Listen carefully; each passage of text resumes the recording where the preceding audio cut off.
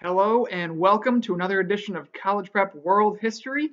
It is April 14th as you're watching this. Great to come to you from beautiful 70-degree Ferndale, Michigan. It's actually a little windy today.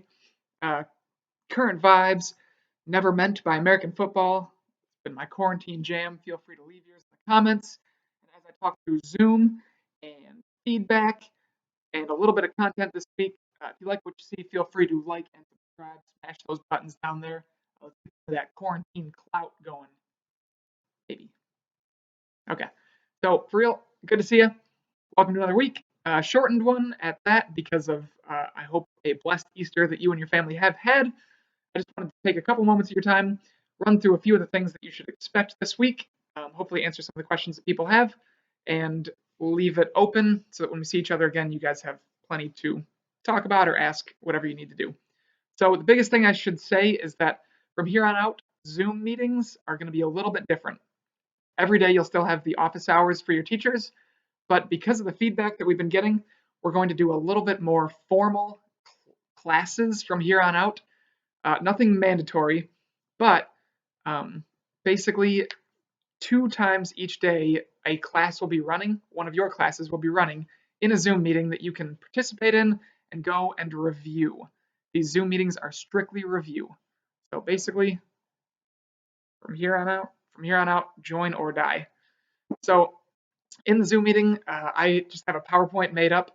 Basically, it's going to be like pictures and quotes and some of the questions that I thought were a little more difficult from the assignments that you guys are taking care of. And we can talk through them, and I can give you my perspective on some of the things, and you can be there to ask questions. Certainly not mandatory, but the basic idea is that for the people that are there, there'll be a column in the gradebook that says April 14th Zoom meeting. And I can just say, oh, yes, Jane Doe was there, and I can click points. I can give them points. And if you're not there, I can just excuse you from the assignment. So helps if you're there, doesn't hurt you if you're not. Let's see. First period is 11:30 Tuesday, and my fourth period will be 1 o'clock on Wednesday, and my sixth period world history will be 1 o'clock on Thursday. So feel free to come, review, say hi, check in, ask any questions. This week, we're going to do a little bit more review of imperialism, and just also based on the feedback, it's kind of crazy and hard to figure out, whose input is right. So basically, at the end of the quiz, I saw a lot of feedback on the class, a lot of positive things that are working, things from I get to go to school in my pajamas, which is great, to I like the daily checklists because it keeps me organized. Um, I saw other things like, hey, some of my teachers are doing the full week. I'm not going to go that extreme just because I think uh, it would be a little overwhelming for me to plan that much a week, and it's hard to get more targeted ideas. So I'm going to meet somewhere in the middle.